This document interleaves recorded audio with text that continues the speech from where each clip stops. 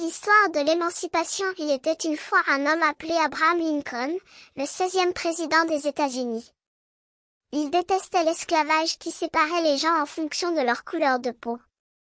Il rêvait de mettre fin à cette injustice. Les gens l'aimaient pour sa gentillesse et son intelligence. Il devint le leader du Nord pendant la guerre de sécession et réussit à libérer les esclaves. Les Afro-Américains purent enfin vivre en liberté. Les histoires de sagesse. Il était une fois un roi sage, Salomon, qui résidait en Israël. Les gens venaient le voir pour résoudre leurs problèmes. Un jour, deux femmes se disputèrent pour un bébé.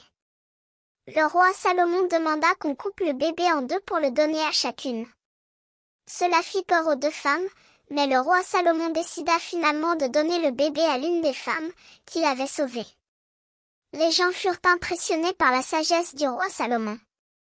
Le médecin africain. Il était une fois un médecin africain, Albert Schweitzer, qui se déplaça pour aider les gens qui souffraient de la fièvre et de la famine. Il construisit un hôpital et soigna les malades.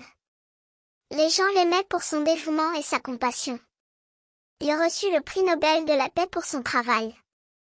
La femme qui planta des arbres. Il était une fois une femme, Wangari Maathai, qui planta des arbres pour protéger l'environnement. Elle découvrit que la forêt avait disparu et que les animaux avaient disparu avec elle. Elle persuada les gens de planter des arbres pour protéger l'environnement. Les campagnes de plantation d'arbres se répandirent dans le monde entier et elle reçut le prix Nobel de la paix. Le système de Braille. Il était une fois un aveugle, Louis Braille, qui voulait lire et écrire. Il découvrit un code secret utilisé par les soldats et créa le système de Braille, qui permet aux aveugles de lire et d'écrire. Les aveugles purent enfin accéder à la culture et à l'éducation. Le père Litès. Il était une fois un père, Litès, qui voulait aider les gens de son village en Afrique.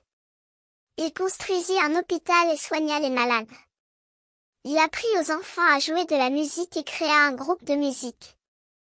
Les gens furent émus par la musique et le père Litès leur montra que l'amour et la musique pouvaient guérir le cœur. Marie Curie. Il était une fois une scientifique, Marie Curie, qui découvrit le radium. Elle étudiait jour et nuit pour comprendre les propriétés du radium. Elle découvrit de nombreuses choses nouvelles et reçut 2 prix Nobel. Son travail a aidé au développement de la science et de la médecine. Neil Armstrong. Il était une fois un astronaute, Neil Armstrong, qui voulait aller dans l'espace. Il s'entraîna intensivement et devint le premier homme à marcher sur la Lune. Les gens furent émus par son exploit et commencèrent à rêver d'aller dans l'espace. Marco Polo. Il était une fois un marchand italien, Marco Polo, qui voulait explorer la Chine. Il partit avec son père et découvrit de nouvelles cultures et de nouvelles technologies. Il fut invité au palais de l'empereur de Chine et voyagea à travers le pays. Il raconta ses aventures à ses amis et fit connaître la Chine à l'Occident. Ces histoires nous montrent que les gens peuvent faire une différence dans le monde. Ils peuvent lutter contre l'injustice, aider les autres, découvrir de nouvelles choses et explorer le monde. L'histoire de Marco Polo, le voyageur qui révolutionna les routes de la Silk. Les lumières de la ville se reflétaient sur les eaux du canal, projetant des ombres sombres sur les rues étroites de Venise. C'est là que Marco Polo, un jeune homme aux yeux brillants, rêvait de sillonner les routes de la Chine. Il avait entendu parler de la richesse incroyable de ce pays lointain, de ses villes splendides et de ses marchés encombrés de biens précieux. Après 17 ans passés en Chine, Marco Polo avait vu et vécu tant de choses qu'il était devenu presque complètement chinois. Mais il était temps pour lui de retourner à sa ville natale, à Venise. Marco Polo embarqua sur un navire à destination de l'Italie, mais son retour fut marqué par la guerre. Il fut prisonnier, enfermé dans une cellule sombre et glacée. Mais il y rencontra un cavalier mystérieux qui lui fit découvrir les secrets de l'Empire mongol. C'est ainsi qu'il devint un homme d'affaires, voyageant à travers le pays, découvrant de nouvelles villes et de nouvelles cultures. Sa vie en Chine avait été remplie de marvels, de choses incroyables qu'il avait laissées avec une main pleine de souvenirs. Il avait vu les temples bouddhiques de Hangzhou, les grottes de Lulan, les marchés de Canton et les murs de Pékin. Il avait rencontré des empereurs, des généraux et des diplomates, et il avait appris à parler la langue chinoise. Mais Marco Polo n'avait pas oublié son début de vie à Venise. Il avait vu les canaux, les églises et les places de la ville qu'il aimait tant. Il avait entendu le chant des gondoliers, les conversations des habitants et les rires des enfants. Il avait même connu le célèbre écrivain, Christophe Colomb, qui avait souvent bu du vin avec lui au café Florian.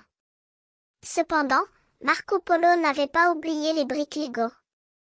Il se souvenait de l'homme qui les avait créés, Gottfried Kirk Christensen, et de son rêve de faire des jouets amusants pour les enfants.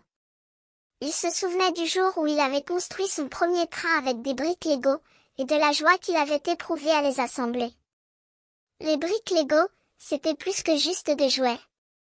C'était un moyen de s'imaginer, de se créer un monde, de construire des choses incroyables. Les enfants pouvaient les utiliser pour construire des tours, des parcs et des châteaux, mais les adultes aussi pouvaient s'amuser avec elles. Les films Lego, les parcs d'attractions Lego, tout cela avait été créé pour faire rêver les enfants et les adultes. Marco Polo s'était arrêté de parler, perdu dans ses souvenirs. Il se souvenait de la guerre, de la prison, des cavaliers mystérieux, des empereurs, des généraux et des diplomates. Mais il se souvenait aussi des briques Lego, de l'homme qui les avait créées et de l'amour qu'il avait pour les enfants. Il avait vu la Chine, il avait vu l'Italie, mais il avait également vu les briques Lego, ces petits morceaux de matière qui avaient changé la vie des enfants et des adultes pour toujours.